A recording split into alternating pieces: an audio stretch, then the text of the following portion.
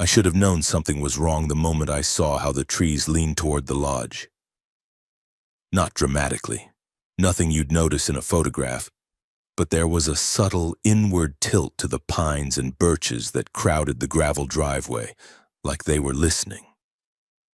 Their branches formed a canopy overhead that turned the last quarter-mile into a tunnel of green shadow, even in the middle of an October afternoon. My name is Mara Halpern, and 6 weeks ago I inherited my grandfather's hunting lodge in northern Michigan. At the time, it felt like a gift from the universe. I'd just been laid off from a marketing firm in Detroit that was restructuring for the third time in 2 years, and my relationship with my boyfriend of 4 years had collapsed in a series of increasingly bitter arguments about whose fault everything was.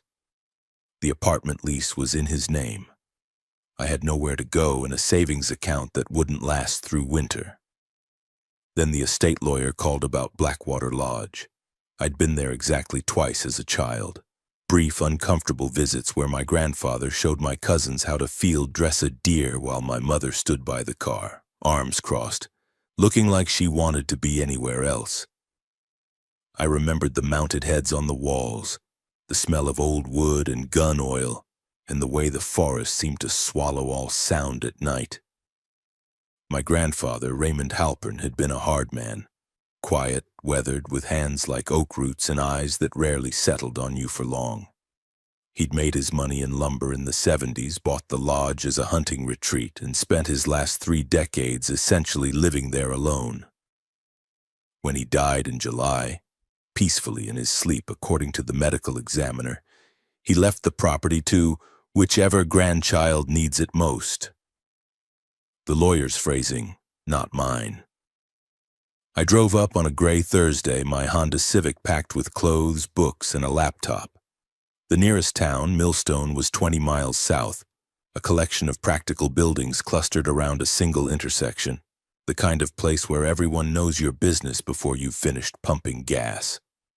The lodge itself sat at the end of County Road 47, which turned from asphalt to gravel about 3 miles in and snaked through dense forest that looked like it hadn't changed since the glaciers retreated. Blackwater Lodge was bigger than I remembered. 2 stories of dark timber and field stone with a peaked roof and a wide porch that wrapped around the front. The windows were tall and narrow like the eyes of something crouching. Behind the structure, a clearing opened onto the woods proper, acres of pine and bare-limbed hardwoods that pressed against the property line like a crowd waiting for a door to open. Through gaps in the trunks, I could see the flat metallic glint of Blackwater Lake, cold and still. Inside, time had settled like dust. The great room dominated the first floor, high, vaulted, ceiling, a massive stone fireplace blackened by decades of use, and wide plank floors that creaked under my weight. The walls were decorated, if that's the word, with mounted animal heads. Deer with 8-point racks, a black bear frozen mid-snarl, a bobcat with yellow glass eyes, and something that might have been an elk, though the antlers seemed too wide, too sharp. Their glassy stares followed me as I moved through the space, a dozen dead things watching from their wooden plaques. I'd planned to take them down eventually, sell them on Craigslist or donate them to some taxidermy collector. But that first day I was too busy cataloging the basics. Running water, yes, but rust-stained. Electricity, yes, but the wiring looked pre-1980s. Heat, a propane furnace in the basement that groaned like an animal when it kicked on. And internet, absolutely not, which meant I'd need to budget for a satellite setup. The upstairs consisted of 4 small bedrooms and a bathroom with a clawfoot tub. I chose the corner room with windows facing the driveway, reasoning that I'd hear anyone approaching. The mattress smelled like mothballs, but the sheets in the linen closet were clean enough after a wash. By late afternoon, I was exhausted, hungry, and determined to make the place feel less like a mausoleum. I opened windows despite the cold, letting in the smell of pine and damp earth. I swept the floors, wiped down surfaces, and started a fire in the great room to chase away the chill. That's when I found the rules. I'd been sorting through my grandfather's study, a cramped room off the kitchen lined with bookshelves and filing cabinets, looking for property tax documents or a deed. Inside an old leather ledger marked Hunting Logs 1987-1992, I found a single sheet of paper, typewritten on an old manual machine, the letters slightly uneven. It was folded in half, creased with age, and labeled at the top in all capitals. House rules for whoever stays after dark. Below that, 9 numbered rules. Rule 1, lock the back door before sunset.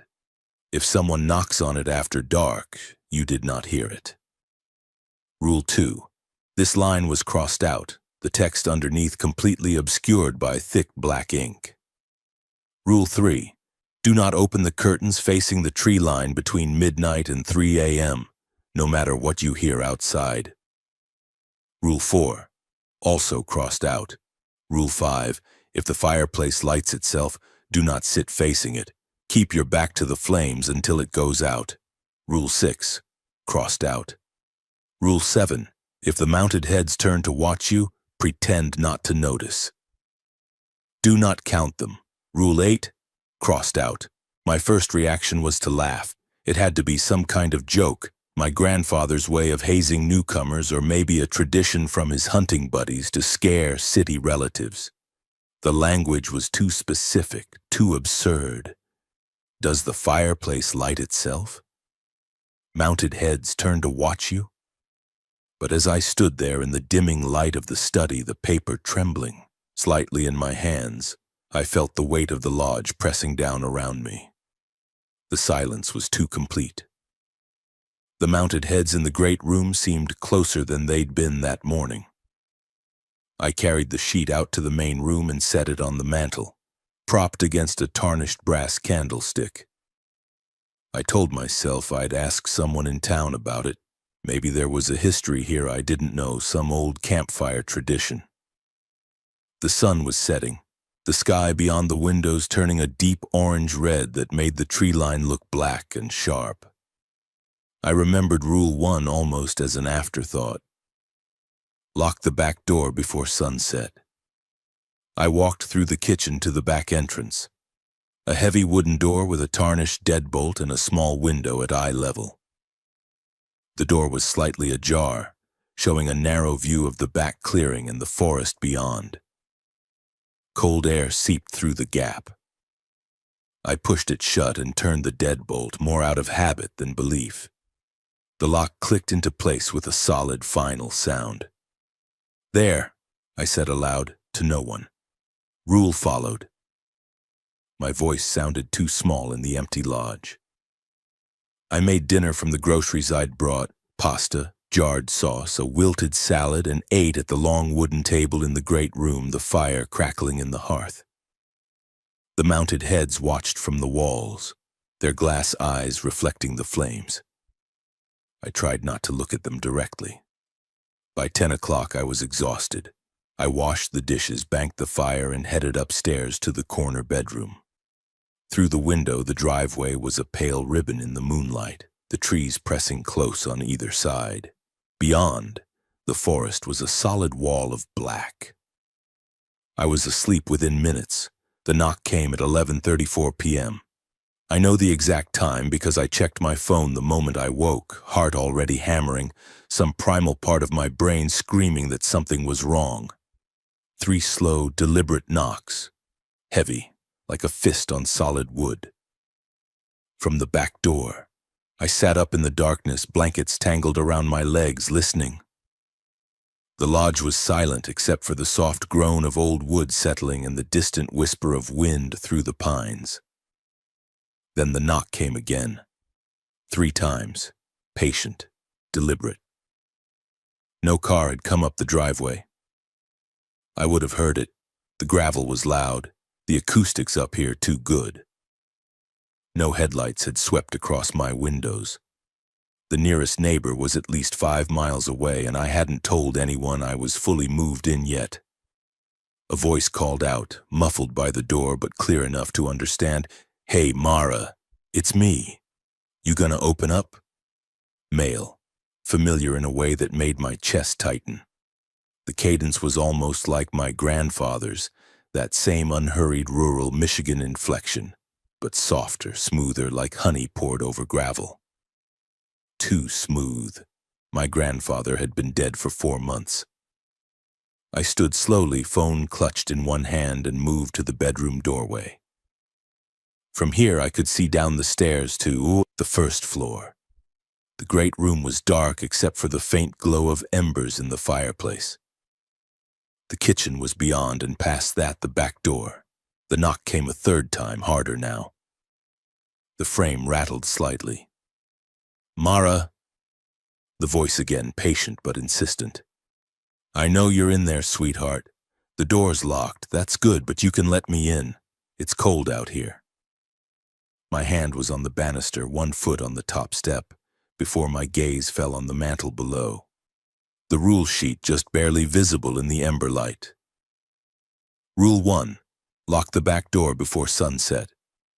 If someone knocks on it after dark, you did not hear it. You did not hear it. Not "don't answer it," not "don't open it." You did not hear it. I stopped, stood frozen on the stairs, every muscle locked.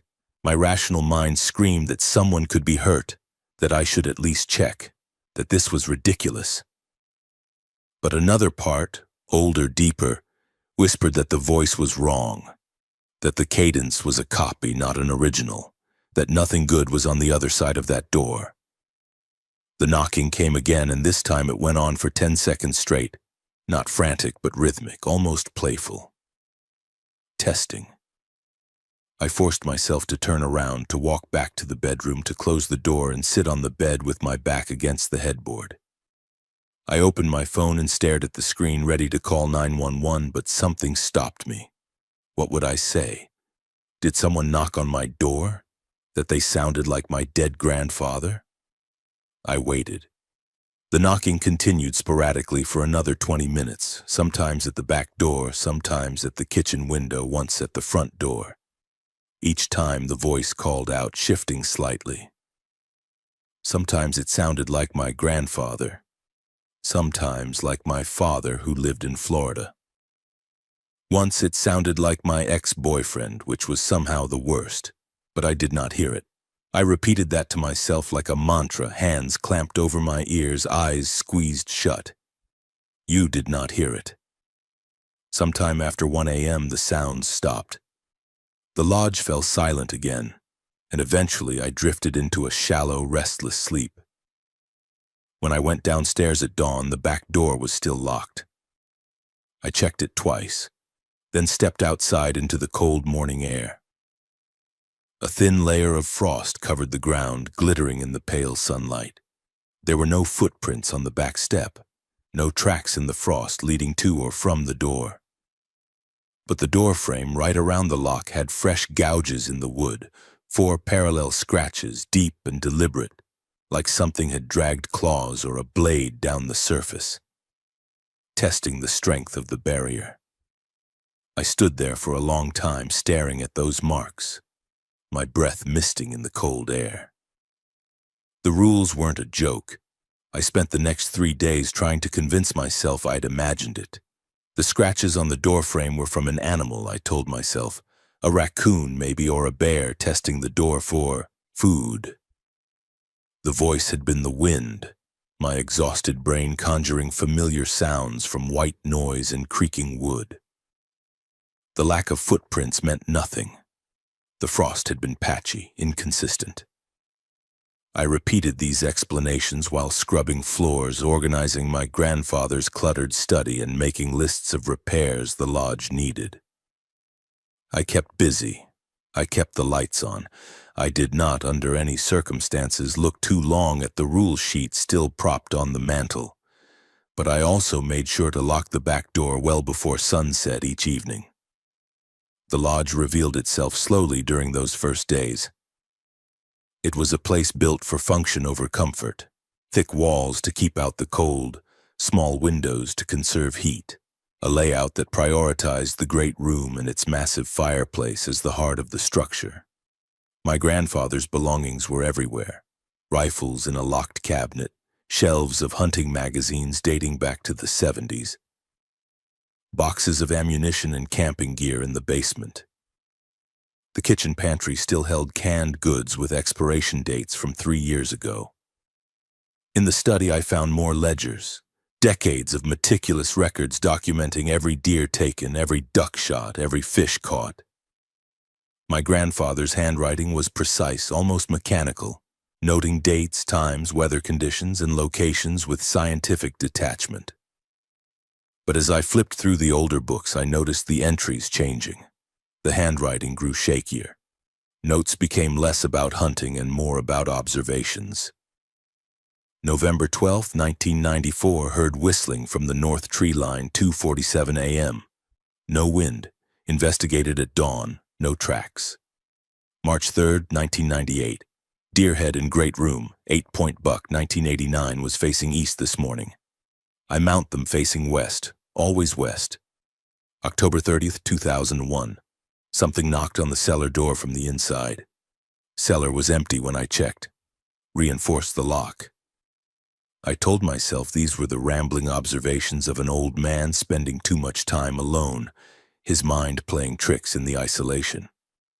But I also noticed that the entries stopped abruptly in 2015, and after that the ledgers contained only blank pages. On the fourth day, my cousin Eli called. "Hey, stranger," he said, his voice bright and familiar through the phone's speaker. "Heard you're playing pioneer woman up in the woods. How's the rustic life treating you?" Eli was my age, maybe a year older, a construction contractor from Grand Rapids with a skeptical streak and a habit of showing up unannounced when he thought family needed help. We'd been close as kids, drifting apart as adults, but his voice was exactly what I needed.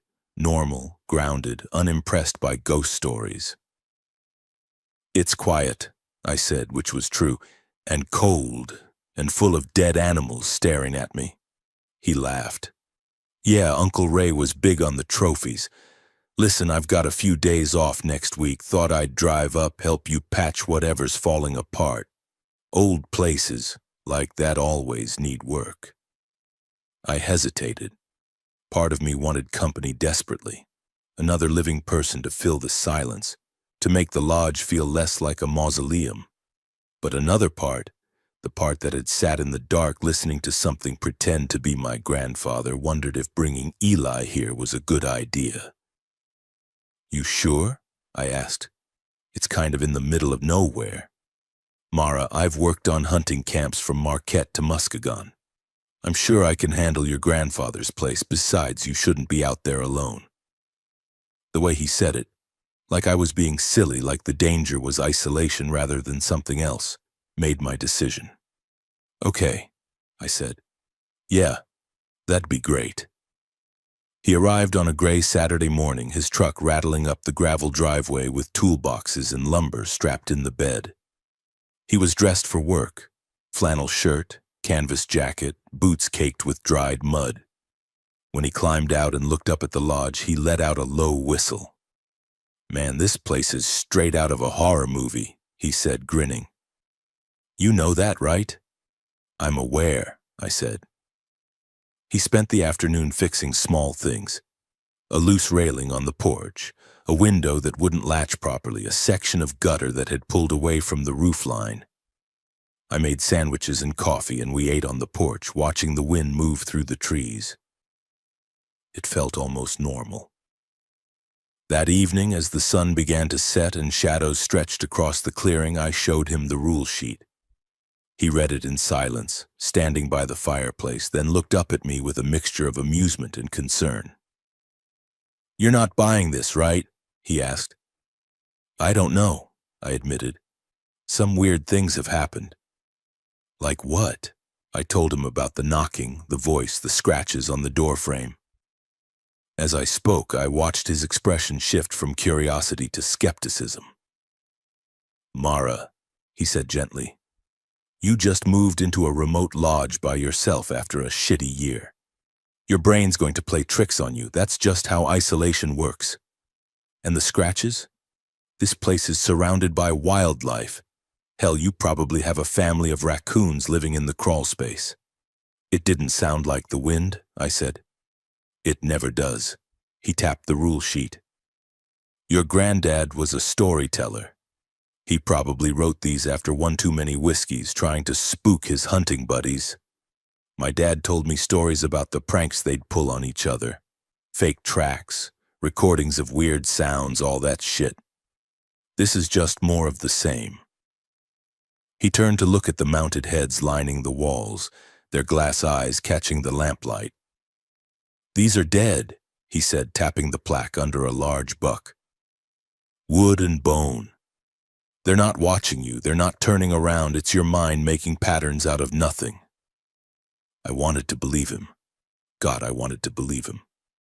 We made dinner together, chili from a recipe I found in my grandfather's handwritten cookbook, and ate at the long table, trading stories and catching up. Eli had broken up with his girlfriend 6 months ago, was thinking about starting his own contracting business, and was worried about his father's health. Normal problems, human problems. The fire crackled in the hearth, and for a few hours the lodge felt like just a building. Then the wind picked up. It started around 10 p.m., a low moan that built to a howl, rattling the windows and making the whole structure groan. Outside, the trees thrashed and swayed, their branches scraping against the siding. The temperature dropped sharply, and I got up to adjust the thermostat. "Storm rolling in," Eli said, glancing toward the windows. "Supposed to be a big one." By 11, rain was hammering the roof in sheets, and the power flickered twice but held. We sat in the great room, Eli flipping through one of my grandfather's hunting magazines, me scrolling through my phone's saved articles.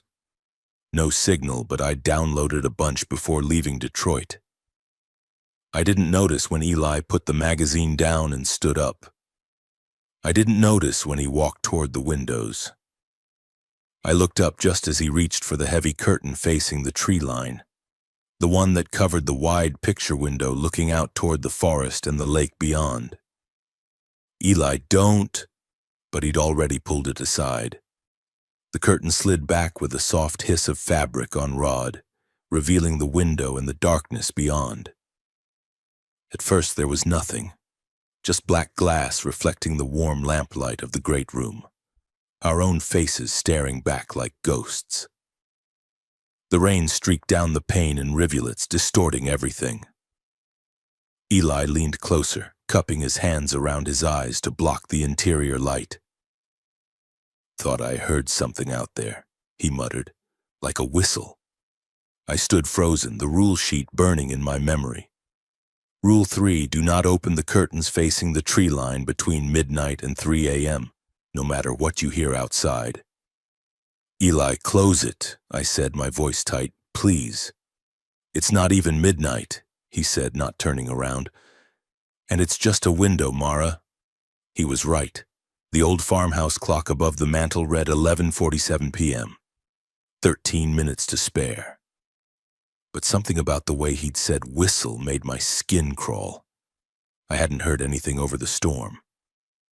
"What kind of whistle?" I asked. "Low, like someone calling a dog, maybe." He pressed closer to the glass. "There, you see that?" I didn't want to look. Every instinct screamed at me to grab him and pull him away, to close the curtain and turn all the lights off.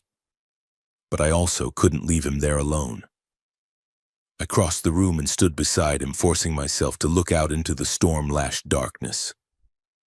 For a moment I saw only rain and wind-tossed branches, the forest a churning mass of shadow. Then slowly, my eyes adjusted. There were shapes between the trees, not tree trunks. I knew the geography of the tree line by now, had memorized which pine stood where during my daytime explorations.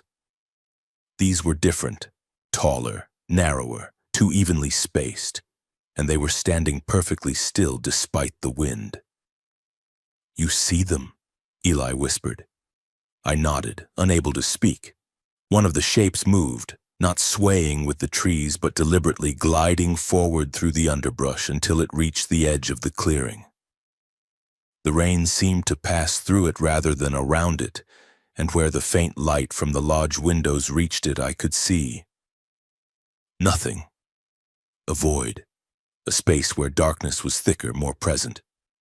But there were eyes, two faint red points, low and steady like distant taillights on a foggy road. Then a second shape joined the first, and a third. They stood at the border where the clearing met the forest, just beyond the reach of our lights, watching. "What the fuck?" Eli breathed. A whistle cut through the storm, higher pitched this time, almost musical. It came from the left side of the clearing. A beat later, an answering whistle came from the right, deeper, more resonant. The shapes didn't move, but I had the overwhelming sense that they were communicating, coordinating. And then I made the mistake of looking at the window itself, at our reflections in the dark glass. Behind Eli's translucent face, I could see the great room, the fireplace, the furniture, the mounted heads on the walls. Every single head was turned toward us. The 8-point buck, the black bear, the bobcat, the elk with its 2 wide antlers. All of them facing the window, their glass eyes fixed on our backs. I hadn't heard them move.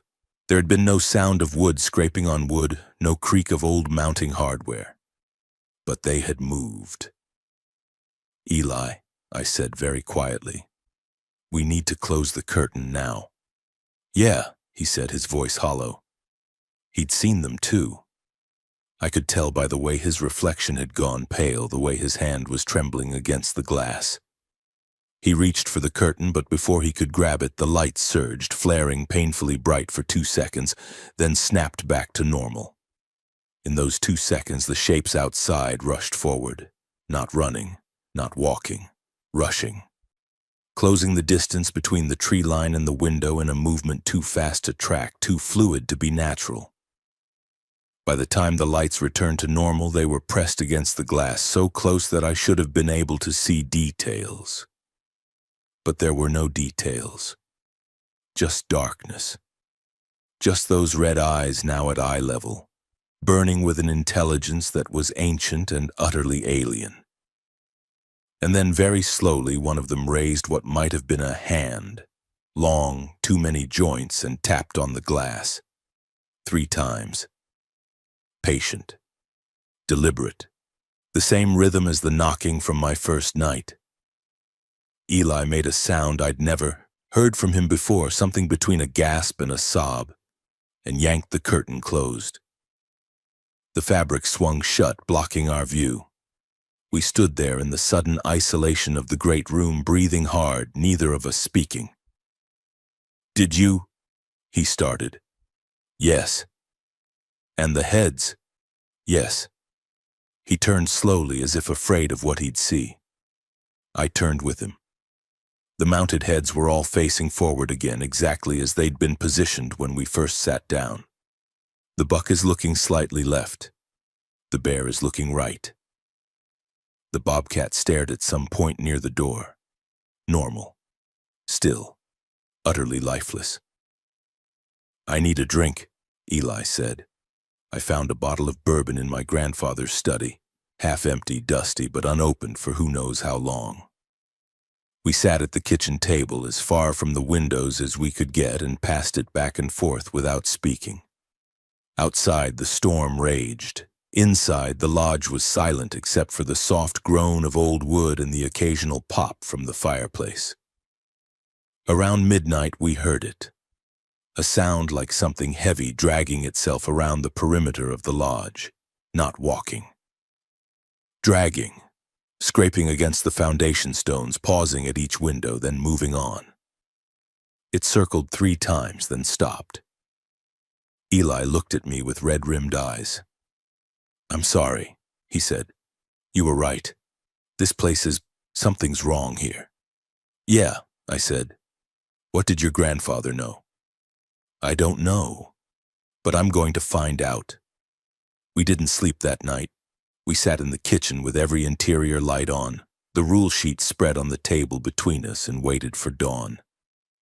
When the sun finally rose, gray and weak through the dissipating storm clouds, we went outside together to look. The ground around the lodge was churned mud and scattered leaves from the wind. But there in the soft earth near the foundation were marks. Not footprints exactly. More like furrows, as if something with multiple limbs or appendages had pulled itself along, distributing its weight unevenly. The marks circled the entire lodge, passing under each window. At one point, near the kitchen window, there was a clear impression. Something like a hand, but with fingers too long and too thin, each one ending in a point. The impression was nearly 2 feet across. Eli photographed it with his phone, though we both knew the image would look like nothing, just mud and shadow tricks. He was shaking. "I need to go into town," he said. "Talk to some people, figure out what the fuck we're dealing with." "Reed," I said, remembering something from one of my grandfather's ledgers, a name that appeared frequently in the early years, then disappeared. "Reed Morrison. He used to hunt with my grandfather. You know where to find him? Hardware store, maybe? Small town. Someone will know." Eli nodded, already moving toward his truck. "I'll be back before dark. Keep the doors locked. Keep away from the windows. And Mara..."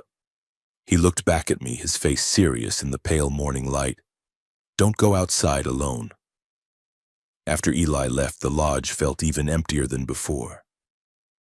I stood in the great room, listening to the sound of his truck fade down the gravel driveway, and tried to decide what to do next.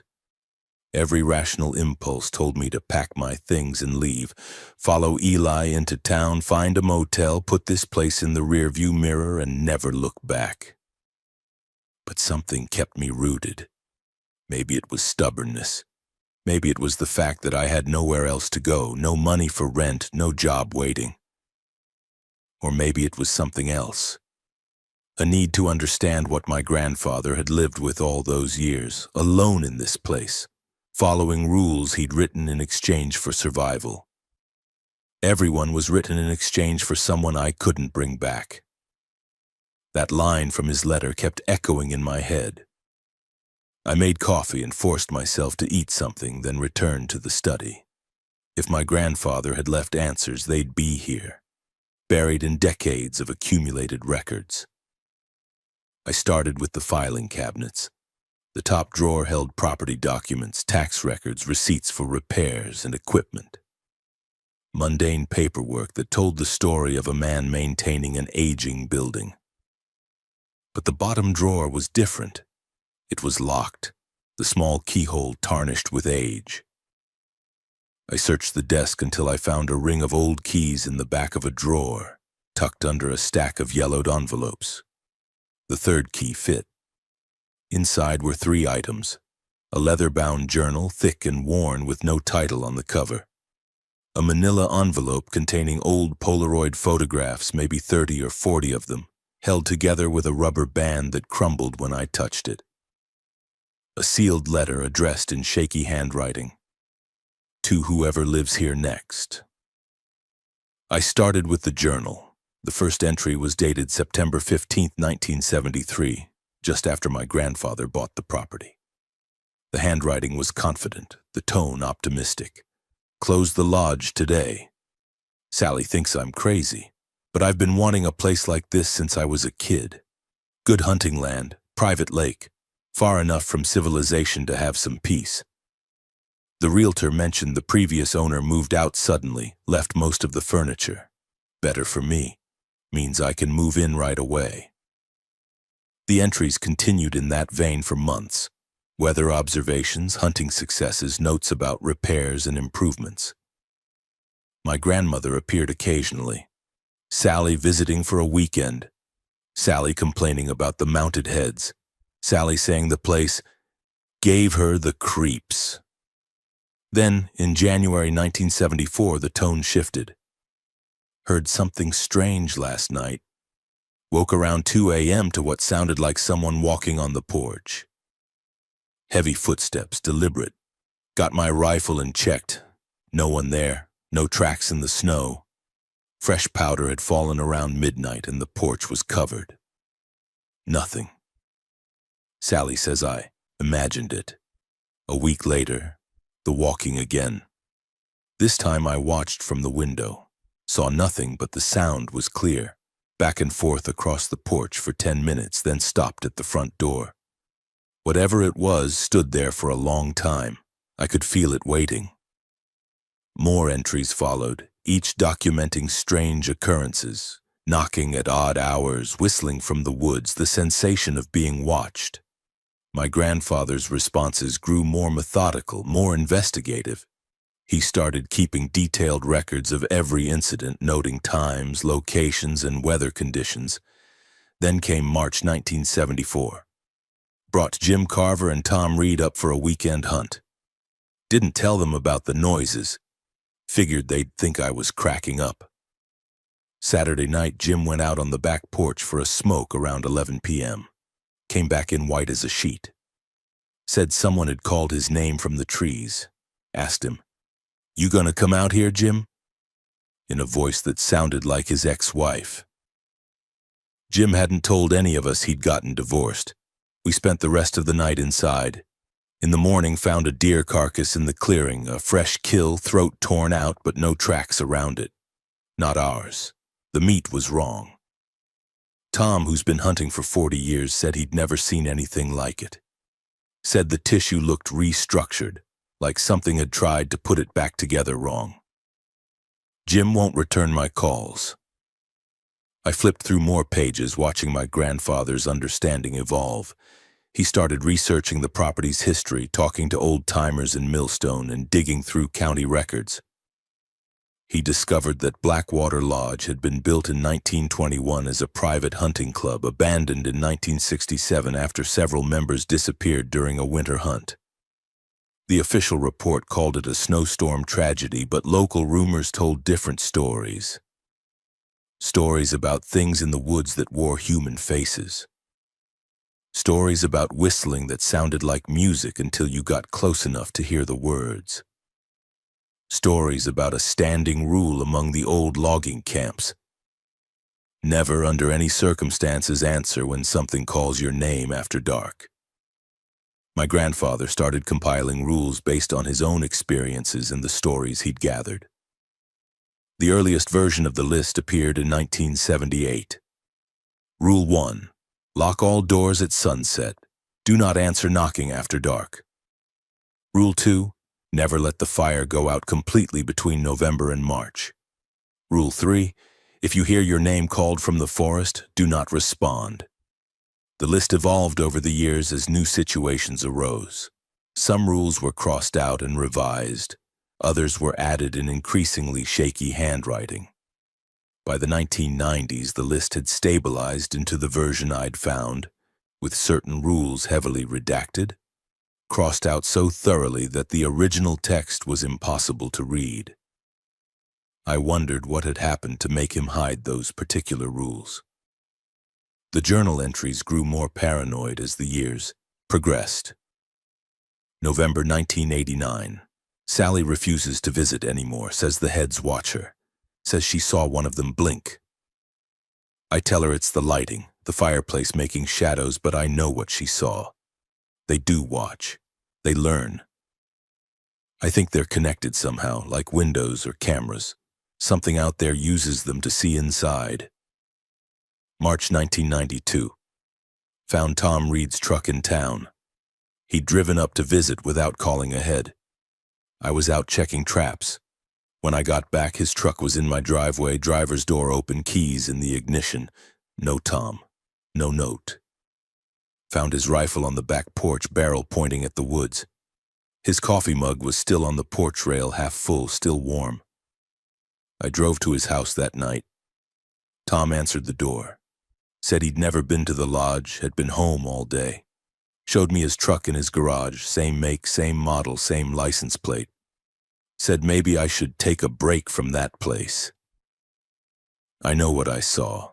I poured out his coffee. It was real. The entries ended abruptly in 2015. The last one was brief. I understand now what this place is, what it's always been. The rules aren't protection, they're negotiation. The more you give, the more it takes, until you can't tell the difference between following rules and being kept. To whoever reads this, the rules work, but they're a trap. Every time you follow them, you admit this place has power over you. And eventually you won't be able to leave, because leaving means breaking the rules, and breaking the rules means... The sentence ended there, unfinished. I set the journal aside and opened the envelope of photographs with trembling hands. They were old Polaroids. The colors faded to sepia and blue. Most showed ordinary scenes, my grandfather and his hunting buddies posing with deer, group shots on the porch, images of the lodge in different seasons. But in several photos, if you looked carefully at the background, at the tree line, at the dark spaces between the trunks, some shapes didn't belong. Tall, narrow silhouettes that could have been trees or shadows, except they appeared in multiple photos taken years apart, always in slightly different positions, always closer to the lodge. One photo made my stomach clench. It showed my grandmother standing on the front porch, smiling tightly at the camera. The date stamp read, July 1983. Behind her, barely visible in the dark window beside the door, was a face. Not human. The proportions were wrong. Too much space between the eyes, the mouth extending too far horizontally. And it was looking directly at the camera with an expression that might have been curiosity or hunger. I'd seen that window 100 times. There was no room behind it, just a shallow coat closet. I spread the photos across the desk and studied them, trying to find patterns. In several images, the mounted heads visible through windows or in the background seemed to be in different positions than they should have been, given the time period. The 8-point buck that my grandfather had shot in 1989 appeared in a photo dated 1985, already mounted, or something that looked like it did. My hands were shaking as I reached for the sealed letter, the final piece of my grandfather's archive. The envelope was addressed in the same shaky handwriting as the late journal entries. I tore it open carefully and unfolded 2 pages of lined paper. To whoever lives here next, if you're reading this, I'm dead, and you've inherited my burden. I'm sorry for that. I tried to keep the property out of the family's hands, but my lawyer told me the land couldn't be sold. Something about the original deed, restrictions I don't fully understand. So it goes to family, and now it's yours. By now you found the rules. You probably think I was senile or paranoid. You're wrong. Every rule was written in blood, sometimes literally. Every crossed-out line represents something I learned too late, something that cost a friend, a visitor, or a piece of my own sanity. This land has a memory. I don't mean metaphorically. The ground, the trees, the water. They remember everyone who set foot here, every death, every fear. And something out there knows how to access that memory. It can wear faces like masks, speak in stolen voices, replay moments from the past like recordings. The mounted heads were a mistake, my mistake. I thought displaying trophies would prove dominance, would show whatever lurked here that I wasn't prey. But it gave them windows. Every glass eye is a lens pointing inward. Every plaque is an invitation. They watch through the trophies, learning our routines, our habits, our fears. I can't take them down now. They're part of the house's structure, part of the negotiation. Removing them would be like tearing down a wall while the roof is still on. Everything would collapse.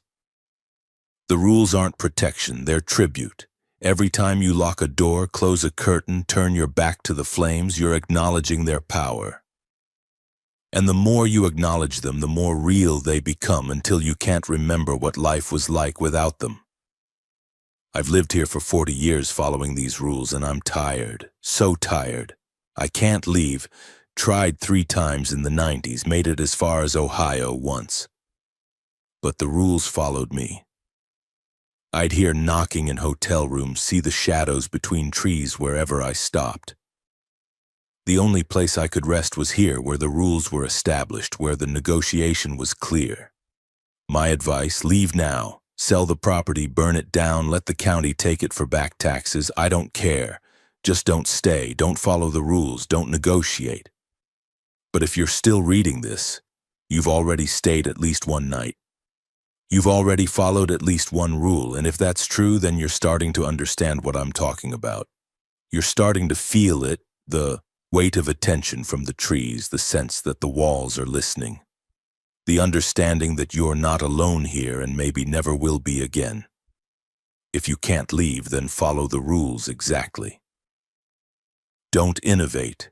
Don't try to outsmart them, and for God's sake, don't try to learn more. Every question you ask, every investigation you pursue gives them more purchase on your mind. This place is a trap, and the bait is our need to understand. I'm sorry. I'm so sorry. Raymond Halpern, October 2019. I read the letter twice, then a third time, my grandfather's words sinking in like cold water through cloth. Outside, the sun had passed its zenith and shadows were lengthening across the clearing. In a few hours, it would be dark again. In a few hours, I'd have to lock the back door and wait to see what came knocking. I heard the sound of an engine and looked out the front window to see Eli's truck coming up the driveway. But there was a second vehicle behind it, an old blue Ford pickup that coughed black smoke from its exhaust. Company. The man who climbed out of the blue Ford moved like someone who'd been hurt and healed wrong. A pronounced limp on his left side, shoulders slightly hunched but with a hunter's careful awareness of his surroundings. He was in his late 60s, maybe early 70s, wearing a canvas jacket and a faded Tigers baseball cap. His face was weathered leather, etched with lines that spoke of decades spent outdoors. Eli met him at the bottom of the porch steps, and they spoke briefly before both men looked up at me standing in the doorway. "Mara," Eli called. "This is Reed Morrison. He knew your grandfather." Reed approached the porch slowly, his eyes scanning the lodge's exterior with the kind of practiced attention that made me think of my grandfather's journal entries. When his gaze passed over the windows, he paused for a fraction of a second, as if checking something, then continued. "Ms. Halpern," he said, his voice rough but not unkind. He didn't offer his hand. "Your cousin said you've been having some trouble adjusting to the place." "That's one way to put it," I said. He nodded, as if this confirmed something. "Mind if I come in? Best to talk inside before dark." The way he said "before dark" carried weight. I led them into the great room. Reed entered last, and I watched as his eyes moved methodically across the space. The fireplace, the mounted heads, the windows, the mantel where the rule sheet still sat. His expression revealed nothing. But when his gaze lingered on the elk head with its two wide antlers, something flickered across his face that might have been recognition or regret. "Coffee?" I offered. "That'd be good," Reed said, lowering himself into one of the chairs near the fireplace with a wince. "Haven't been in this room in 23 years. Not much has changed." Eli and I exchanged glances. I went to make coffee while Eli sat across from Reed, neither man speaking. When I returned with 3 mugs, Reed was studying the rule sheet. "He added one," Reed said quietly. "There used to be 8. Now there's 9. I set the coffee down and pulled my grandfather's letter from my pocket. He left this, along with journals and photos. Said every rule was written in exchange for someone he couldn't bring back. Reed took the letter with hands that trembled slightly. He read it in silence, his jaw working. When he finished, he folded it carefully and handed it back. "Ray was a good man," he said. "Stubborn. Maybe too stubborn. Thought he could understand this place, figure out its rules, find a way to beat it." He shook his head. "No one beats it, you just survive it or you don't. What happened 23 years ago? Eli asked. Reed was quiet for a long moment, staring into his coffee. When he spoke, his voice was distant. There were 4 of us who used to hunt here regularly. Me, Ray, Tom Carver, and Jim Lewiston. We'd come up every November for deer season, sometimes in spring for turkey. Good times, mostly. Ray always had this place stocked, always had stories to tell. He paused. But there were rules, even back then. Don't go out after dark. Don't answer if you hear something call your name. Keep the fire going. We thought they were just traditions. Superstitions from the old logging days. He took a sip of coffee, grimacing as if it hurt going down. November of 2001. Tom wanted to hunt the far side of the property near the old logging road. Ray told him not to. Said that section wasn't safe, that things happened there. Tom laughed it off. Said we were getting old and jumpy. Reed's expression darkened. Tom went out alone early morning before sunrise. We figured he'd be back by noon. He never came back, I said quietly. He came back, Reed corrected, and something in his tone made my skin crawl. That's the problem. He came back around 10 a.m., walking up from the tree line carrying his rifle, wearing his orange vest. Looked perfectly normal, but Ray knew. Don't ask me how. Maybe he'd seen it before, maybe he just knew this place too well. But he knew that wasn't Tom anymore. Eli leaned forward. What do you mean, wasn't Tom? It looked like Tom, sounded like Tom, knew things only Tom would know. Stories from our childhood, names of his kids, details about his life. But there were gaps, small things. He didn't blink often enough. His shadow fell wrong in the lamplight. And when he smiled, it was slightly too wide. Reed's hands tightened around his mug. Ray kept us all inside, made up some excuse about the weather turning. Tom stayed with us through the afternoon, acting normal, telling stories, drinking coffee. But as it got closer to sunset, he kept suggesting we go outside, wanted to show us something interesting he'd found in the woods, kept walking toward the doors. What happened? I asked. Ray locked every door the moment the sun touched the horizon. Tom didn't like that. Stopped pretending right around dark, just stopped. Stood in the middle of this room facing the door, not moving, stayed like that for hours. Around 2 a.m. he turned to look at us and his eyes were wrong. Not the color, but the way they moved, like something inside was looking through holes. Reed's voice dropped to barely a whisper. He said, "You're being very impolite. I've walked in Tom's shape all day and you won't even let me out for a walk. Don't you want to see where the real Tom is?" Then he walked to the front door and stood there until dawn.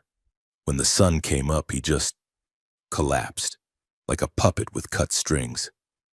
We checked. It was Tom's body, his ID, his scars, everything. But Tom wasn't inside it anymore. Whatever had been piloting it was gone. The great room was utterly silent except for the soft ticking of the clock. "We buried him in Millstone," Reed continued. "Told the sheriff he'd had a heart attack while hunting. No autopsy. Ray knew the coroner, pulled strings. After that, I never came back here. Jim moved to Arizona. Ray stayed like he always did. Wrote more rules, tried to learn what we were dealing with." "And what are we dealing with?" Eli asked, his voice strained. Reed looked up at the mounted heads, his expression unreadable. "People in town call them different things. The watchers, the wearers, the things in the timber. I don't think they have a real name. Or if they do, it's nothing human mouths can pronounce." He met my eyes. "Your grandfather thought they were old. Older than the lodge. Older than the town, maybe older than the trees. Something that was here before people and learned to mimic us to survive." "Why here?" I asked. "Why this place specifically?" "The lake," Reed said simply. "Blackwater Lake. It's deep. No one's ever found the bottom. Old Ojibwe stories say it's a thin place where the world presses close to something else. The lumber companies avoided this area until the 1920s, even when timber was valuable. When they finally logged it, 3 crews quit in a month, said they heard things that shouldn't exist. He shifted in his chair, wincing again. The lodge was built by men who thought they could claim the land, dominate it with trophies and guns. Didn't work. If anything, it made the problem worse. All those mounted heads, they're not decorations, they're hooks, windows, ways for something outside to look in and learn. My grandfather said removing them would be like tearing down a wall while the roof's still on, I said. Reed nodded. They're part of the structure now, not physically, but spiritually maybe, symbolically. I don't have the right words. The point is they're anchors. They keep whatever's out there connected to in here. And the more you live here, the more you follow the rules, the stronger that connection gets. So what do we do? Eli asked. Reed looked at him with something like pity. You leave. Tonight. Pack what matters and drive away. Don't come back. And Mara? Mara's different. Reed's gaze shifted to me. You've been here longer. You've followed the rules. You've already started negotiating whether you realize it or not. Leaving gets harder the longer you stay. Not impossible, but harder. Like unplugging from something that's already started mapping your brain. How hard? I asked. Your grandfather tried to leave 3 times. Never made it past Ohio. Always came back. Reed's voice was gentle. But he'd been here 40 years. You've been here less than 2 weeks. You can still go. It hasn't claimed you yet. The clock chimed. 4 p.m. 2 hours until sunset. Reed stood slowly, favoring his good leg. I've said my piece. I owed your grandfather that much to warn his kin. But I won't stay past dark, and neither should you. He moved toward the door, then paused, looking back at the elk head mounted above the fireplace. One more thing, he said. That elk? Your grandfather didn't shoot it. It was already here when he bought the place, mounted on that wall. I asked him once why he kept it when he took down everything else the previous owner left.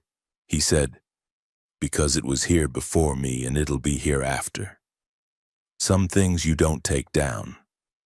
You just learn to live with them. I looked up at the elk. In the afternoon light, its antlers cast long, branching shadows across the ceiling. If you ever hear your own voice calling from the tree line, Reed added, that means they've gotten a good enough look at you to copy. At that point, the rules become a cage instead of a protection. Remember that. He left without another word. We watched from the window as his truck made its slow way down the driveway, brake lights flaring red at each turn, until the trees swallowed him completely. Eli turned to me, his face pale in the dimming light. We're leaving, he said. Right now. Pack a bag, we'll come back for the rest later with more people during the day. You should go, I said, but I need to stay. At least for tonight. Mara, there are things in my grandfather's study I haven't gone through yet. Documents, more journals. If I'm going to leave this place, I need to understand it first. I need to know what he knew. It was a lie, and we both knew it. The truth was simpler and more complicated. I wasn't ready to run. Not yet. Not without understanding what had kept my grandfather here for 4 decades, what had transformed him from an optimistic hunter into a man writing rules in exchange for ghosts. Eli stared at me, and I saw him wrestling with the decision. Stay and risk whatever we'd seen last night, or leave and abandon his cousin to the same fate. One more night, he said finally. We both stay. Tomorrow we're gone. We can hire someone to pack up the place, sell it to whoever's stupid enough to buy it, but we're not sleeping here again. Deal? I wanted to argue. I wanted to tell him to go, to get out while he still could, but I was terrified of being alone here. Deal, I said. The sun was already touching the tops of the trees, painting the clearing in shades of amber and rust. We had maybe 90 minutes until full dark. We spent them preparing, locking every door, checking every window latch, closing the curtains facing the tree line. Eli brought his toolbox inside and wedged a 2x4 across the back door as an extra brace. I made sandwiches neither of us would eat, and coffee neither of us would drink, just to have something to do with my shaking hands. The rule sheet sat on the mantel like an indictment. When the last light died and true darkness settled over Blackwater Lodge, we were sitting in the great room with our backs to the fireplace. Following Rule 5, though the fire hadn't lit itself. Waiting. The clock read 8:47 p.m. The first knock came at 9:23. The knock was soft at first, so soft I almost convinced myself I'd imagined it. A gentle tap, tap, tap on the kitchen window like a branch brushing glass, except there were no trees close enough to reach that window. Eli and I sat frozen on the couch, facing away from the fireplace, even though the logs were cold and dark. I'd insisted we follow Rule 5 preemptively, not wanting to risk the fire igniting on its own while we weren't prepared. The knocking came again, a little louder, more insistent. Then it moved, around the side of the house, tapping on different windows in sequence, as if something was circling the lodge, testing each possible entry point. "Just like last night," Eli whispered. "It's checking." "Don't respond," I said. Though my throat was so dry the words came out cracked. We didn't hear it. The tapping stopped. For 10 minutes there was only silence and the sound of our breathing. Then at 9:47 p.m. the fireplace erupted into flame. There was no warning, no gradual kindling. One moment the hearth was dark and cold. The next it was roaring with fire, orange and yellow flames leaping up from logs that had been sitting unlit for hours. The temperature in the room spiked immediately, and the crackling was so loud it sounded like gunshots. Eli started to turn toward it. "Don't," I hissed, grabbing his arm. "Rule 5. Back to the flames." We repositioned ourselves awkwardly, keeping our backs to the fireplace, staring instead at the dark hallway leading to the kitchen.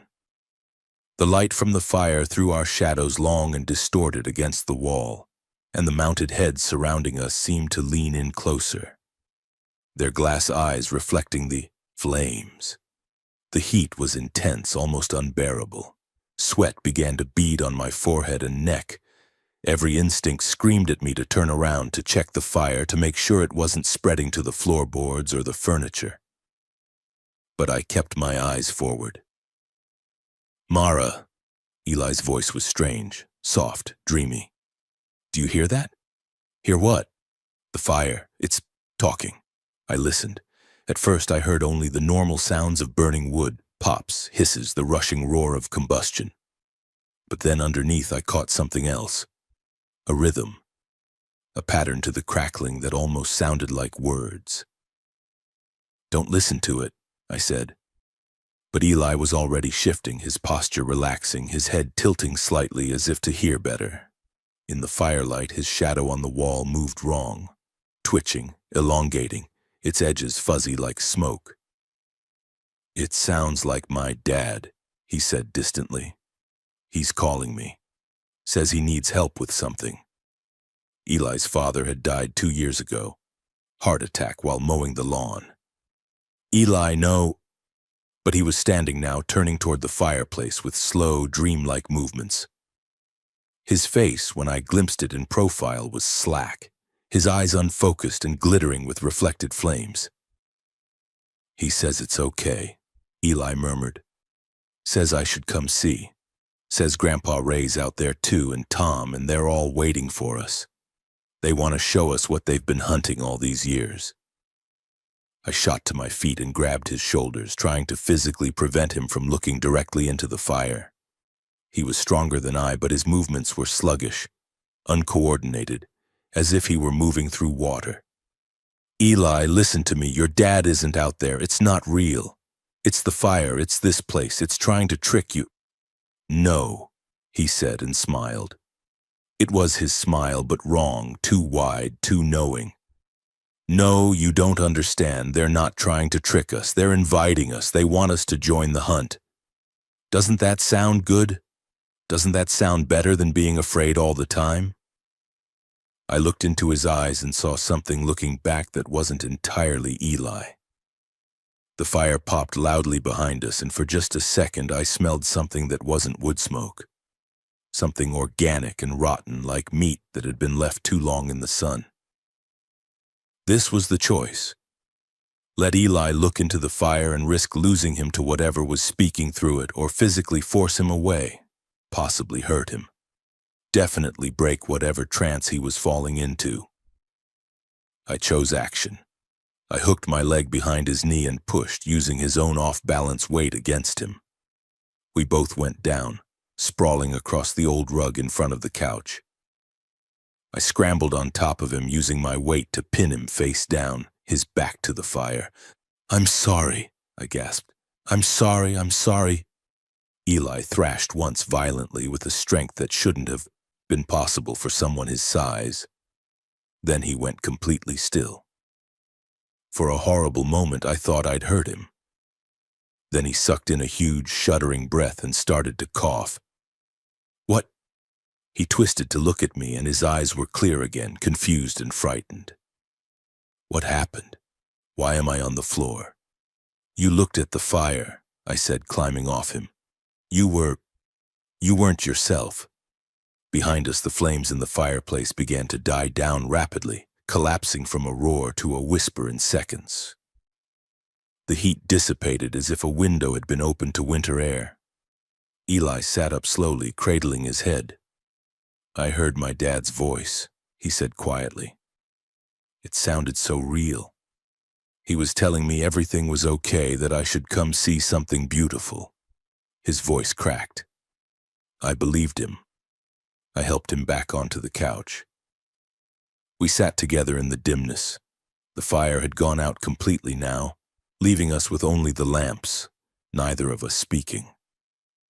Outside, the wind began to rise, rattling the windows. And then we heard it, a voice calling from somewhere beyond the lodge, muffled by walls and glass, but unmistakable. Eli, it's me. I'm stuck out here. I need help." My voice, my exact inflection, the way I pronounced Eli's name, even the slight Michigan accent I'd never quite lost despite years in Detroit. It was me, calling from the forest. Eli's head snapped up. It's not me," I said quickly. "I'm right here. That's not me." "Eli, please," the voice called again, and now it sounded panicked, desperate. "I went out to check something and got turned around. I can't find the lodge. It's dark and I'm scared, and I need you to come get me." Eli stood, his face torn with indecision. "What if—" "It's not me," I repeated, grabbing his arm. "Reed said this would happen. He said if they copy your voice, it means they've gotten a good look at you." The voice continued, growing more frantic. "Eli, I can hear you in there. Why won't you answer? Are you mad at me? I'm sorry I made you stay. I'm sorry, just please help me." Each word was perfectly modulated, the exact rhythm of my speech, the way I apologized too much when I was anxious, the vulnerability I'd shown over the past few days. It knew me. It had studied me, and it was using that knowledge as a weapon. Eli moved toward the front windows, and I followed, both of us careful to stay away from the curtains. Through the gap between the fabric and the frame, we could see nothing. Just darkness and the faint reflection of our own lamplight. But the voice was close now, very close. "I'm at the back door," it called, my voice taking on a tone I recognized from late-night phone calls with my mother, forced calm over rising panic. "I'm freezing. Please, Eli. Please, Mara, if you can hear me, I need you to open the door." Then a second voice joined it. Eli's voice, calling from a different direction toward the lake. "Mara, don't listen to her. That's not you. I'm the real Eli. I went outside to check the generator and something's chasing me. Let me in." The two voices overlapped, both begging, both perfectly mimicking our speech patterns and fears. and then a third voice, my grandfather's, low and authoritative from the direction of the tree line. "Mara Ann Halpern, open this door right now. I didn't raise you to be rude to guests." He hadn't raised me at all. I'd barely known him, but the voice was his. I remembered it from those childhood visits, that same firm tone he'd used when explaining how to field dress a deer, when talking about respect for the kill. The voices continued, cycling through different tactics. My mother said she'd driven all night to rescue me. Eli's father told him to stop being afraid. My ex-boyfriend apologized and begged for another chance. Each voice was perfect, and each one knew exactly which emotional strings to pull. They were learning us in real time, adjusting their approach based on our reactions or lack thereof. "How long can they keep this up?" Eli asked, his voice barely audible. "I don't know." The clock read 10:42 p.m., more than 4 hours until dawn. The voices stopped abruptly all at once, leaving a silence so complete it felt like pressure against my eardrums. Then came a new sound, footsteps on the porch. Not one set, multiple sets walking in unison, circling the lodge in a slow, deliberate pattern. Heavy steps that made the old boards creak and groan. Around and around, an almost hypnotic rhythm. And underneath the footsteps, a low humming. Multiple voices blending in a tone that was almost musical, almost a lullaby, but with an underlying wrongness that made my teeth ache. Eli grabbed my hand. His palm was slick with sweat. "What are they doing?" he whispered. I paused, trying to make sense of the pattern. "I think they're trying to wear us down, fatigue, fear. They're waiting for us to make a mistake." As if in response, one of the mounted heads on the wall, the bobcat, made a soft clicking sound. Not wood settling, not the buildings cooling. A deliberate click, like a tongue against teeth. I remembered Rule 7, if the mounted heads turn to watch you, pretend not to notice. Do not count them. Every instinct screamed at me to look, to check, to verify. But I kept my eyes forward on Eli, on the dark hallway, anywhere but the walls. "They're moving," Eli said, his voice hollow. "The heads. I can see them in my peripheral vision. They're all turning to watch us." "Don't look," I said. "Don't count them, don't acknowledge them. There are more than there should be." His grip on my hand tightened painfully. "I counted 12 when we came in. There are at least 15 now. Don't count them." The footsteps on the porch stopped. The humming faded. In the sudden silence, I heard something else, a wet dragging sound, like something heavy and boneless being pulled across gravel. It was coming from multiple directions, converging on the lodge. And then, with a sound like tearing fabric amplified 1,000 times, something scraped against the foundation. Long, deliberate strokes like claws or antlers dragging across stone. The lights flickered, once, twice, held. "Rule 3, I said, suddenly remembering. "The curtains, we're not supposed to open them between midnight and 3 a.m. What time is it?" Eli checked his phone. 11:54. 6 minutes. The scratching intensified, moving around the lodge's perimeter. Whatever was out there was big, or there were many of them working in coordination. The sound was everywhere, surrounding us, a cacophony of scraping and dragging and soft, wet impacts against the walls. The clock began to chime midnight. As the last chime faded, the heavy curtain covering the front window, the one facing the tree line, began to move, not swaying from a draft, moving, pulling to the side as if invisible hands were slowly drawing it open. "No," I breathed. "No, we closed all the—" But the curtain continued to slide, revealing inch by inch the darkness beyond the glass. And in that darkness, pressed against the window, were faces. Dozens of them, hundreds of them, overlapping and shifting, some human, some animal, some impossible amalgamations of both. All watching with eyes that reflected our lamplight like 1,000 small fires. They weren't trying to get in. They were showing us what they'd collected, what they'd learned, what they'd taken from decades of hunters and visitors and foolish relatives who'd ignored the rules. I saw my grandfather's face in the mass, younger, from 30 years ago. I saw Tom Carver, his expression frozen in the moment before he understood what was happening. I saw people I didn't recognize, wearing clothes from different eras, their mouths open in eternal silent screams. And I saw my own face reflected not in the glass but among the others, a copy, a draft, a version of me they were building from observation. Eli made a sound like a wounded animal. The curtain stopped moving, leaving a 3-foot gap. The faces pressed closer, and the window began to bow inward, the old glass creaking under impossible pressure. This was it. The point of no return. Either we broke, ran, screamed, tried to escape into the night where they were waiting, or we endured. I pulled Eli down to the floor, away from the windows, into the space between the couch and the fireplace. We curled together in the darkness, my hands over his ears, his arms around my shoulders, both of us shaking so hard our teeth rattled. I began to speak, not sure what I was saying. Maybe prayers I'd learned as a child, maybe just sounds to drown out the scraping and clicking and the weight of all those eyes. You're not on my side of the wall. I found myself repeating words that felt older than language. You're not on my crew. You're not my family. You're not real. You're not invited. You're not... The window shattered. Glass exploded inward, and the temperature in the room plummeted instantly, from comfortable warmth to below freezing in seconds.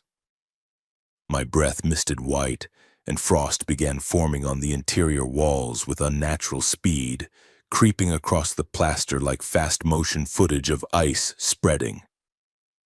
But nothing came through the broken window. The faces were gone.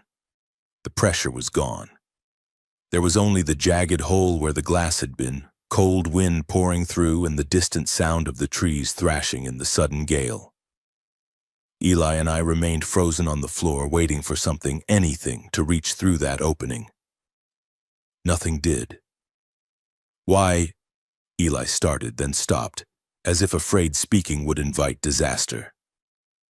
I forced myself to crawl forward to look at the broken window from a safe distance. Glass littered the floor, glittering in the lamplight. The curtain billowed in the wind. Beyond there was only darkness and the vague shapes of trees. Then I understood. They don't need to come in, I said. The window's broken. The barrier's compromised. They could come in whenever they want now. So why don't they? I thought about my grandfather's journal, his observations about negotiation and rules. Because that's not what this is about. They're not trying to kill us, they're trying to train us. Every time we follow a rule out of fear, we strengthen the connection. And breaking the window, that's our fault for not maintaining the lodge properly, for not checking the integrity of the glass. Now we have to deal with the consequence. Eli stared at me. That's insane. That's the point. We spent the next hour trying to cover the broken window. Eli retrieved a sheet of plywood from the basement while I swept up the glass, both of us moving in numb, mechanical silence. The cold was brutal. Our fingers went stiff and clumsy as we worked to hammer the plywood over the empty frame. The sounds outside had stopped. No more scraping, no more footsteps, no more voices. Just wind and the creak of trees, and occasionally a soft whistle from somewhere in the depths of the forest. Not threatening, almost playful, like a hunter calling a dog. By 2 a.m., we'd secured the plywood and rehung the curtain over it. The great room was still freezing, but at least the wind had stopped pouring in. We retreated to the kitchen as far from the windows as we could get and huddled near the propane stove with the burners lit for warmth. Neither of us could sleep. We took turns checking the doors, testing the locks, peering through peepholes into darkness that pressed back. At 2:47 a.m., Eli's phone rang. We both jumped, staring at the device lying on the kitchen table. The screen showed a number, but not one from his contacts. Just a local area code and 7 digits. "Don't answer it," I said. It rang 4 times, then went to voicemail. A minute later, a notification appeared. New voicemail. Eli looked at me. I shook my head, but he was already reaching for the phone. "We need to know," he said, and put it on speaker.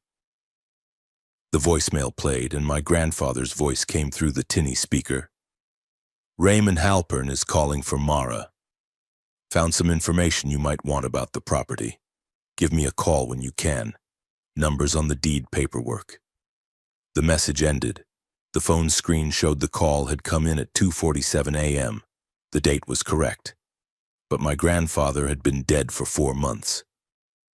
Eli deleted the voicemail with shaking hands and turned off his phone completely. "They have your number now," I said quietly. "They'll keep trying." "How is that possible? How can they—" "I don't think it's technology," I interrupted. "I think it's the lodge. It's soaked in decades of voices, conversations, panhone calls. Everything that's ever been said here is stored in the walls, in the wood, and they can access it, replay it, use it." Eli's face was pale in the dim light. "We can't stay until morning. We'll lose our minds. We don't have a choice. Going outside now would be worse." At 3:04 a.m. the scratching resumed, but different this time. Softer, more methodical. It was coming from inside the walls. We listened as something moved through the spaces between the studs, circling the kitchen, passing behind the cabinets, and under the floor. The sound was wrong.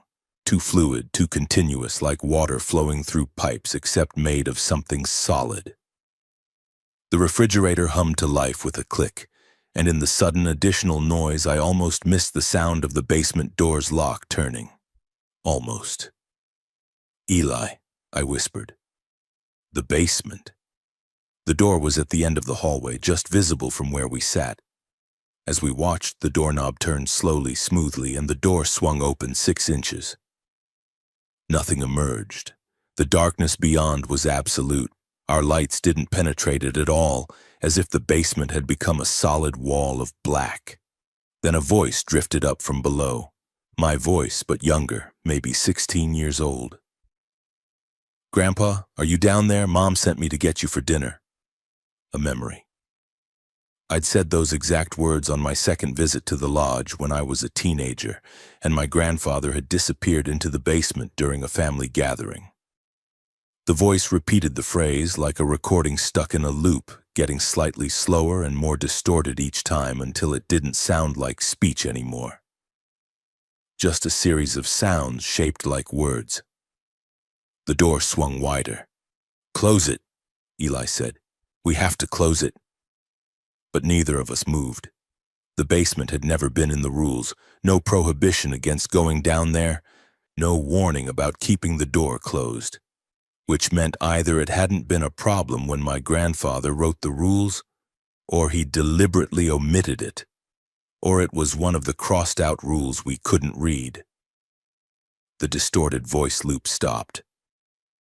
From the darkness below came a new sound, ascending footsteps, slow and heavy, accompanied by a wet, dragging sound. Something was coming up the stairs. I don't remember making the decision. One moment we were frozen in the kitchen, the next we were both running for the front door. Abandoning all the rules, driven by pure survival instinct to get out, to get away, to escape into the night where at least we could run. Eli reached the door first and grabbed the deadbolt. It wouldn't turn. He wrenched at it, swearing, his hands slipping on the cold metal. The bolt was locked, but it wouldn't unlock. The mechanism jammed or froze or simply refusing to cooperate. Behind us, whatever was climbing from the basement reached the top of the stairs. I looked back and saw a shape in the hallway. Tall, wrong, its outline shifting and uncertain like heat shimmer. It stood in the space between the basement door and the great room, and even though I couldn't see details in the darkness, I could feel it looking at us. studying us. "Kitchen!" I gasped, and we ran back the way we'd come, slamming the kitchen door and throwing the bolt. It was a flimsy interior door, hollow core, meant for privacy, not security, but it was something between us and whatever that had been. We shoved the kitchen table against the door and piled chairs on top of it, building a barricade that we both knew was psychological more than practical. Then we retreated to the far corner of the kitchen, pressed against the cold exterior wall, and waited. The footsteps moved through the great room. We heard them pause at each window, each door, each mounted head on the wall. Checking, investigating, learning the space. At 3:33 a.m. they stopped outside the kitchen door. The doorknob rattled once, testing. Then silence, a soft knock, 3 times, patient, deliberate, the same rhythm as my first night. "Mara," my grandfather's voice said from the other side of the door, clear. "Open up. We need to talk about what you're doing wrong. You're making this harder than it has to be." I clamped my hands over my mouth to keep from responding. "I lived here 40 years, the voice continued. "I know how to survive this place, but you're fighting it. You're afraid, and fear makes you sloppy, makes you break things." A pause. "Like windows." The doorknob rattled again, harder. "Let me in, and I'll teach you. I'll show you how to negotiate properly, how to give them what they want so they leave you alone." "It's not that hard, Mara. You're smart. You take after your grandmother that way." Eli's hand found mine in the darkness, gripping tight enough to hurt. "Or don't," the voice said, and now there was something else underneath it, a harmonic, like 2 voices speaking in unison. "Stay in there until dawn. But understand, every second you spend here, every rule you follow, every compromise you make, you're choosing this. You're building the cage around yourself 1 bar at a time. And someday when you try to leave, you'll find the cage is complete, and the only way out is through. And what's waiting through is worse than staying." The footsteps retreated. The kitchen door shuddered once, hard, as if something had struck it, then fell still. We sat in the corner, clutching each other, listening to the sounds of the lodge settling around us, creaks and groans and the whisper of wind through the broken window, and waited for dawn. The clock above the kitchen sink ticked onward. 3:47, 4:02, 4:28. At 5:15, the first gray light appeared in the window above the sink. Not sunrise yet, but that pre-dawn glow that promises morning is coming. The sounds inside the walls stopped. The cold began to recede. The sense of pressure, of being watched by 1,000 eyes, gradually lifted. By 5:43, when real sunlight touched the tops of the trees and spilled into the clearing, the lodge felt normal again. Old and creaky and full of dust, but just a building. We dismantled our barricade and opened the kitchen door carefully, ready to run. The hallway was empty. The basement door stood open, showing concrete stairs leading down into a perfectly ordinary storage space. The great room was undisturbed except for the broken window, which looked exactly like what it was. Storm damage, an accident, nothing supernatural. Even the mounted heads were positioned normally, facing forward, glass eyes dull in the morning light. Eli and I walked through the lodge in silence, checking each room, finding everything exactly as it should be. In the study, I noticed something new. A thin film of frost on the inside of the window, even though the room should have been heated. When I looked closely, I could see patterns in the frost, shapes that might have been faces or trees or antlers. They melted as I watched, leaving only condensation. We packed quickly. Clothes, documents, laptops, my grandfather's journals, anything important got thrown into garbage bags and hauled to Eli's truck. We worked in frantic silence, both of us jumping at every creak, every shadow. By 8 a.m. we were done. The truck was loaded. We stood on the porch, looking back at Blackwater Lodge in the flat morning light. "I'm never coming back here," Eli said. I wanted to agree. I wanted to get in the truck and drive away and never think about this place again, but I couldn't make myself say the words. Instead, I went back inside one last time, Eli protesting from the driveway, and added a line to the rule sheet in my own handwriting. Rule 9. If the lodge ever feels like home, leave. It means it's finished hunting you and started keeping you. I left the sheet on the mantel, weighted down with a stone from the fireplace, and walked out. We drove away as the sun cleared the trees, the lodge shrinking in the side mirror until the forest swallowed it completely. I told myself I'd never go back.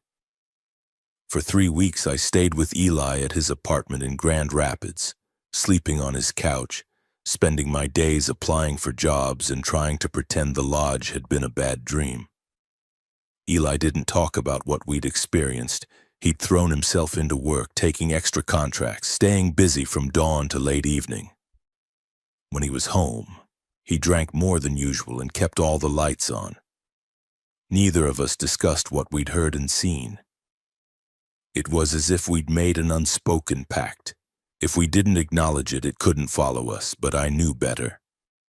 Small things kept happening, wrong things. My phone would ring in the middle of the night, showing local Michigan numbers I didn't recognize. When I answered, and I always answered, unable to stop myself, there would be silence on the other end. Not dead air, but listening silence, the kind where you can tell someone's there, breathing softly, waiting. Once I heard my grandfather's voice whisper, "You forgot something," before the line went dead. I'd dream about the lodge every night, not nightmares exactly, but memories that felt too vivid, too detailed. I'd walk through the great room and notice new mounted heads on the walls. Animals I didn't recognize, with eyes that followed my dream self as I moved. I'd hear footsteps in the rooms above me and know, with dream logic certainty, that they were my own footsteps from the future walking through the lodge I hadn't yet returned to. I'd wake up sweating, disoriented, sometimes convinced I could smell the lodge. Pine wood and old leather and something organic underneath, like soil and decay. The worst was the pull. That's the only way I can describe it. A constant low-level compulsion to go back. Not strong enough to make me act, but always there, like an itch I couldn't scratch or a word on the tip of my tongue. I'd catch myself looking up directions to Blackwater Lodge. I'd start to compose emails to property managers about listing it for sale, then delete them. I'd lie awake at night thinking about the journals I'd left behind, the documents I hadn't finished reading, the questions I hadn't answered. You're building the cage around yourself one bar at a time. Eli noticed. He didn't say anything, but I'd catch him watching me with an expression that was part concern, part fear, as if he thought I might disappear one night, and he'd find me back at the lodge following rules I couldn't break. In the 4th week, I drove to Millstone. I didn't plan it. I woke up early on a Saturday, told Eli I was going for a drive to clear my head, and ended up on County Road 47 before I'd consciously made the decision. The trees formed their familiar tunnel, branches overhead filtering the autumn sunlight into shifting patterns. I didn't go all the way to the lodge. I stopped about a mile out, at a wide spot in the road where hunters sometimes park during deer season, and sat in my car with the engine running. From here I couldn't see the building, but I could feel it. That same pull, stronger now, insistent, welcoming. I called Reed Morrison. He answered on the 3rd ring, his voice gruff and suspicious, until I identified myself. "You back at the lodge?" he asked immediately. "No, I left 3 weeks ago." A long pause. "But you're thinking about going back?" It wasn't a question. "I can't stop thinking about it," I admitted. About the things I didn't understand, the rules my grandfather crossed out, what happened to the people in those photos, how it works, what it wants. "Stop," Reed said firmly. "Stop asking questions. Every question you ask is like sending out a fishing line, and that place is really good at grabbing the hook." But if I understood it, your grandfather understood it didn't help him. He still spent 40 years trapped there, following rules that kept changing, negotiating with something that doesn't negotiate in good faith. You want that life? I looked through the windshield at the wall of trees, the road disappearing into shadow. I just want to know why, I said quietly. Why that place? Why my family? Why are we connected to it? Reed sighed. Your great-great-grandfather, Samuel Halpern, was part of the logging crew that first cleared this area in the 1920s.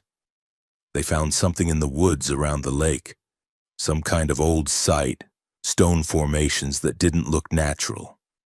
Samuel thought they were valuable and wanted to study them. The company wanted to blast them out and keep logging. He paused, and I heard the clink of glass, a swallow. Samuel made a deal with the company foreman. He'd buy the land around the lake, preserve the stones, and the company could log everywhere else. They agreed. He built the lodge as a hunting club, tried to make money off it, but people kept leaving, saying they felt watched, saying the forest wasn't right. By the time Samuel died in 1947, the place had been abandoned for years. It passed to his son, who never set foot there, then to your grandfather, who thought he could reclaim it, and now to you. So it's a curse? I asked. Some kind of family curse? It's a connection, Reed said. Samuel disturbed something that shouldn't have been disturbed, and it's been watching his bloodline ever since. Waiting. Learning. Your grandfather thought that if he could understand the rules, he could break the connection. But I think the opposite's true. The more you learn, the more it learns about you. Then what do I do? Sell the property, or let it go to the state for back taxes, or burn it down? Though I'm not sure that would work. Just don't go back, Mara. Don't let it finish whatever it started when you stayed that first night. I thanked him and ended the call. Then I sat in my car for another 20 minutes, staring at the road, feeling the pull like a tide. Finally, I started the engine and turned around. But I knew, in the hollow place behind my ribs where fear lives, that this wasn't over. Over the following weeks, I tried to move on. I got a job doing remote social media management for a Detroit-based marketing firm. I started looking for apartments I could afford. I went through the motions of rebuilding my life, but the pull never faded. If anything, it grew stronger. I'd see the lodge in reflections, not my own reflection, but through reflections, like looking through a window. A shop window in Grand Rapids would show me standing on the lodge's porch instead of the city street. The bathroom mirror in Eli's apartment would, for just a second, reveal the great room behind me. The mounted heads turned to watch. Once, while working at a coffee shop, I glanced at my laptop screen and saw, reflected in the dark glass, my grandfather sitting at the long wooden table in the lodge, writing in his journal. He looked up and met my eyes, and his lips moved. Come home. I slammed the laptop shut, and when I opened it again, there was only my normal desktop. Eli started avoiding me. Not obviously. He was still kind, still let me stay, but I could feel him pulling back, spending more nights at his girlfriend's place, taking weekend trips to visit friends. He was afraid of me, or afraid of what was attached to me. I couldn't blame him. In early December, I got a call from the Millstone County Clerk's office. The property taxes on Blackwater Lodge were 6 months overdue. As the legal inheritor, I needed to either pay them or start the process of transferring the property out of my name. We can give you until January, the clerk said, but after that, we'll have to begin foreclosure proceedings. I should have been relieved. This was the escape Reed had talked about. Let the county take it, let someone else deal with the burden. Instead, I felt panic, a certainty that if I lost legal ownership of the lodge, I'd lose something essential. Some part of myself was already there, and severing the connection would mean cutting away that piece, leaving me incomplete. I paid the taxes with money I didn't have using a credit card I'd just gotten approved for. That night I dreamed I was walking through the lodge and it was different. The mounted heads were gone, replaced by framed photographs of myself at different ages, childhood, college, recent. In each photo I was standing in the lodge, wearing different clothes, living different days. In the dream I understood these weren't photos of possible futures. They were documentation of days that had already happened in some version of reality. Times I'd been at this lodge without remembering. The lodge was showing me that I'd never really left. I woke up crying. By Christmas I'd made my decision. I told Eli I was moving out, getting my own place. I didn't tell him where. He hugged me goodbye and I felt him shaking. "Don't go back there," he whispered. "Please, Mara, don't go back." "I won't," I lied. I packed my car in the gray light of December 28th. Everything I owned fit in the Honda, a sad testament to how much I'd lost in the past year. As I pulled out of Eli's parking lot, I looked in the rearview mirror and saw him standing at his apartment window watching. He knew where I was going. I drove north through snow that started as flurries and built to a steady fall by the time I reached County Road 47. The gravel road was covered in fresh powder, no tracks marring the white surface. The trees were dark verticals against the gray sky, and the tunnel they formed was so familiar it hurt. When the lodge came into view, I felt something in my chest loosen, a tension I hadn't realized I'd been carrying for months. It looked the same. Snow on the roof, windows dark, the clearing pristine and untouched. Waiting. I parked and sat in the car for a long moment, engine running, heat blasting, trying to convince myself to turn around. But the pull was overwhelming now. Not a compulsion, but a recognition. This place was mine. I was its. We'd been connected since before I was born, and fighting that connection had been like fighting gravity. I turned off the engine and stepped out into the cold. The silence was absolute. No wind, no birds, no distant highway noise. Just the soft hush of falling snow and the creak of trees under their white burden. I walked to the front door and found it unlocked. Inside, everything was as I'd left it. The furniture, the mounted heads, the rule sheet on the mantel. But there was no dust. The air smelled fresh, as if the lodge had been maintained in my absence. I picked up the rule sheet and read through all 9 rules, including the one I'd added. Then I set it back on the mantel and went to start a fire. It's been 8 months since I moved back to Blackwater Lodge. I tell people I'm renovating it, that I'm going to turn it into a retreat center or an Airbnb, capitalize on the remote location and rustic charm. I've even started a website with placeholder photos and vague descriptions of authentic wilderness experience. But I haven't had a single visitor. I'm careful about that. The rules have changed, or maybe expanded is a better word. I found 3 more written in my grandfather's handwriting on loose sheets tucked into various hiding places, behind books, under the floorboards, folded inside picture frames. Rule 10. Never bring another person here for more than 1 night. They'll start to see what you see, and the place doesn't like sharing. Rule 11. On the 1st of each month, leave an offering at the edge of the clearing, food, tools, something of value. It maintains the negotiation. Rule 12. If you find new rules that you didn't write, follow them.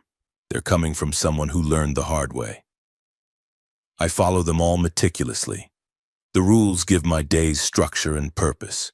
Wake at dawn. Check the doors and windows, maintain the offerings, keep detailed records of every sound, every anomaly, every moment when the lodge breathes in ways buildings shouldn't. I've stopped seeing the mounted heads as decorations. They're cameras, yes, but they're also memorials.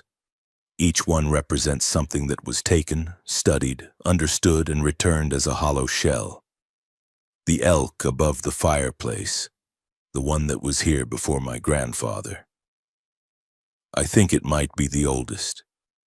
I think it might remember when the lodge was first built, when Samuel Halpern disturbed the stones and made his unknowing bargain. Sometimes late at night I sit facing it and whisper questions. I never get answers, but the quality of the silence changes, becomes thoughtful rather than empty. The whistling from the forest is constant now, especially during the dark hours between midnight and 3 a.m. I've learned to distinguish different types. The high musical whistle means they're curious. The low droning whistle means they're feeding. On what? I try not to imagine. The whistle that sounds almost like laughter means they've found something entertaining. Usually an animal that's wandered too close to the lake. I don't go near the lake anymore. That's not a written rule, but I understand it instinctively. The lake is theirs in a way the forest isn't. The lake is the source, the thin place Reed mentioned, and looking into its black water for too long makes me see things moving in the depths that couldn't possibly fit in a body of water this size. I talk to Reed once a month. He calls to check if I'm still alive, and I reassure him that I am, that I'm managing, that the rules are working. He sounds sadder each time, as if he's watching me disappear by degrees into the same trap that caught my grandfather. Maybe he is. Eli hasn't called in 4 months. I don't blame him. The dreams are different now. I still walk through the lodge at night, but in the dreams I'm not alone. There are others here, people I don't recognize from my time, but who feel familiar nonetheless. Previous owners, previous keepers of the rules. We pass each other in the hallways and nod, acknowledging our shared burden without speaking. Sometimes my grandfather is there. He looks younger, healthier, the way he must have looked when he first bought this place. We sit together in the great room, backs to the fireplace, and he tells me things I forget when I wake, but which feel important in the moment. Once he said, "The trick is accepting that you're not negotiating for freedom. You're negotiating for acceptable terms of captivity." I think that was actually him, not something using his voice. The sentiment feels too honest, too resigned. Spring came late this year, the snow lingering until mid-April. When it finally melted, I found things in the clearing that hadn't been there before. Circles of stones arranged in patterns that hurt to look at directly. A deer skeleton posed upright on its hind legs, antlers arranged around the clearing's perimeter like fence posts. I left them alone. That felt like the right choice. By summer, I'd stopped thinking about leaving. The pull wasn't necessary anymore. I wanted to be here. The lodge felt like the only real place in the world, the only location with weight and meaning. When I thought about Detroit or Grand Rapids or any other city, they seemed like dreams. Insubstantial and temporary. This was real. The rules were real. The things in the forest were real. Everything else was just pretending. I started writing my own observations in a new ledger, continuing my grandfather's work. Dates, times, weather conditions, and the nature of each incident. I'm building a comprehensive record, though I'm not sure who it's for. Maybe the next person. Maybe just for the lodge itself, which seems to appreciate documentation. In July, I got an email from the county clerk. My grandfather's will was being processed through final probate, and there was a second cousin I'd never heard of, Kayla Mercer, 23, from Ohio, who had inquired about visiting the property. She wanted to see where Grandpa Ray spent his last years. She was thinking about taking a gap year, maybe living somewhere remote to find herself and work on her nature photography. I should have said no. I should have told her the lodge was condemned, dangerous, off limits. Instead, I wrote back and said she was welcome to visit, that I'd moved on and left the place empty, but she was family, and family had a right to see their inheritance. I sent her detailed directions. I told her where to find the key, under the third stone on the left side of the porch. I said the place had quirks but was basically sound, and that if she wanted to stay a few days, there was propane and running water. I didn't mention the rules. I told myself I was giving her a choice, that she was an adult, and if she chose to stay, that was her decision. But I knew better. I knew exactly what I was doing. The same thing my grandfather had done, probably. The same thing every keeper of Blackwater Lodge had done when the burden became too heavy and the need to share it, or pass it on, became overwhelming. Rule 10 says never bring another person here for more than one night. But it doesn't say anything about inviting them when you're not there. I packed a bag in early September and drove to Traverse City, where I've rented a small studio apartment overlooking the bay. I've been here 3 weeks now, and I'm starting to feel more human. The pull is still there, a constant background awareness of the lodge like a second heartbeat, but it's bearable now. Kayla messaged me 2 days ago.